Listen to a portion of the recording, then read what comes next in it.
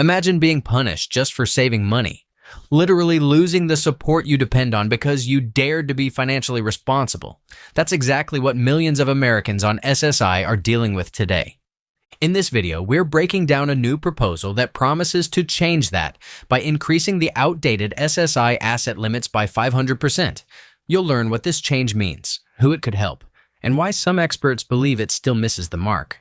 Stick around, because by the end, you'll see why raising the asset cap might not be the victory it seems, and what really needs to happen to make a difference for millions of vulnerable Americans.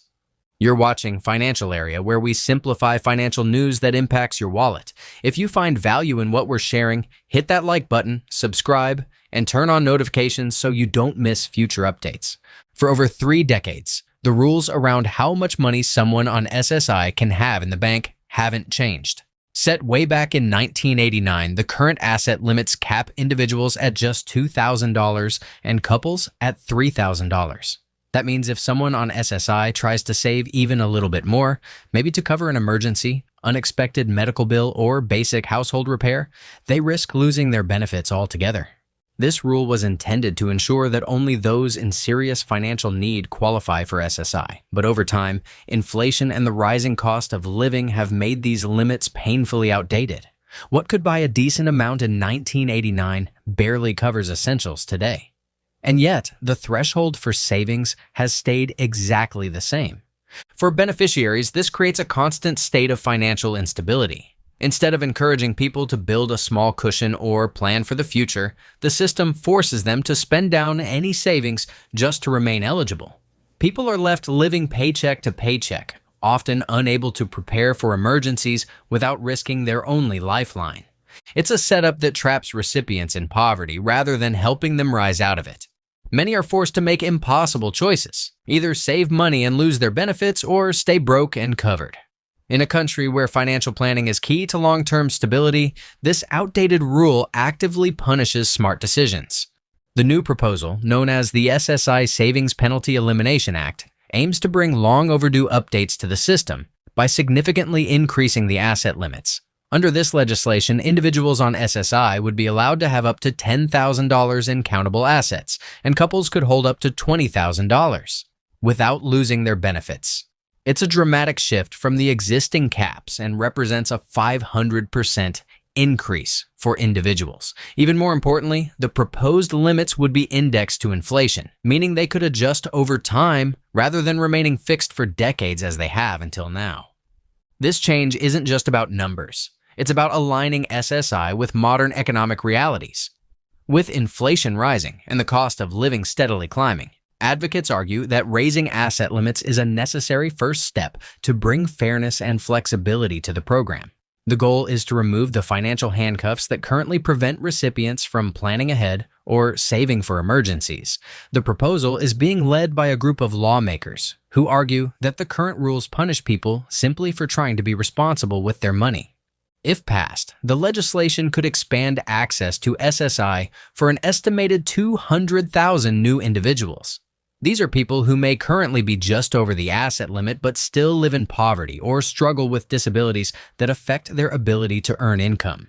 For them, this bill could mean qualifying for essential support for the first time. While many view the act as a long-awaited improvement, others point out that increasing asset limits without addressing other parts of the system may not go far enough. The bill addresses the rules around savings, but it doesn't change the monthly benefit amounts or tackle how difficult it is for many people to live on what SSI currently provides. Still, supporters see it as a step toward modernizing a system that has remained stuck in the past for far too long. Even with the proposed increase in asset limits, many are asking a critical question. How are beneficiaries supposed to save $10,000 when the monthly benefit amount barely covers basic living expenses? Currently, individuals on SSI receive about $967 a month, while couples receive around $1,450. In today's economy, that amount often isn't enough to pay for rent, food, utilities, and medical needs, let alone set aside money for future use. The core issue isn't just about how much someone is allowed to save. It's about whether they're receiving enough to survive in the first place. Many recipients live below the federal poverty line, and even small increases in the cost of living can push them into deeper financial hardship.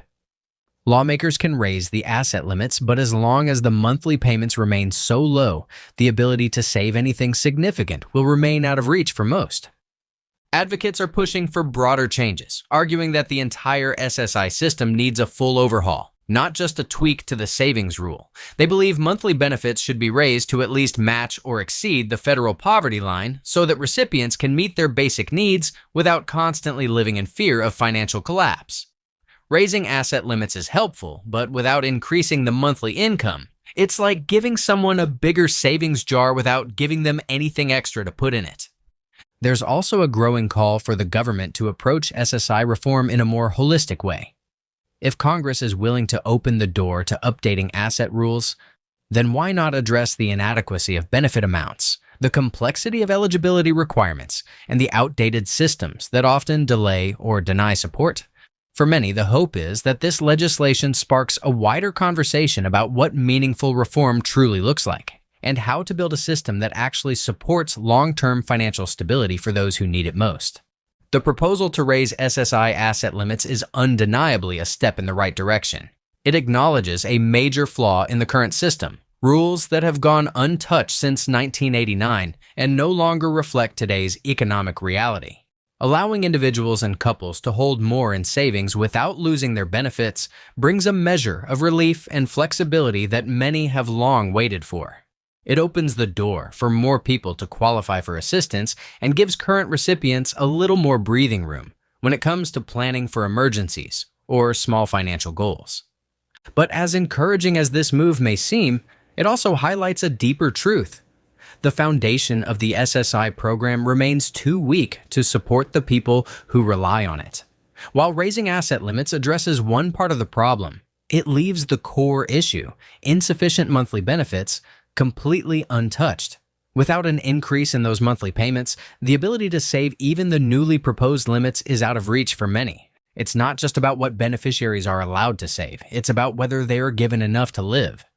This moment presents an opportunity. Lawmakers have shown they're willing to revisit and revise SSI, and that momentum can be used to advocate for more meaningful change.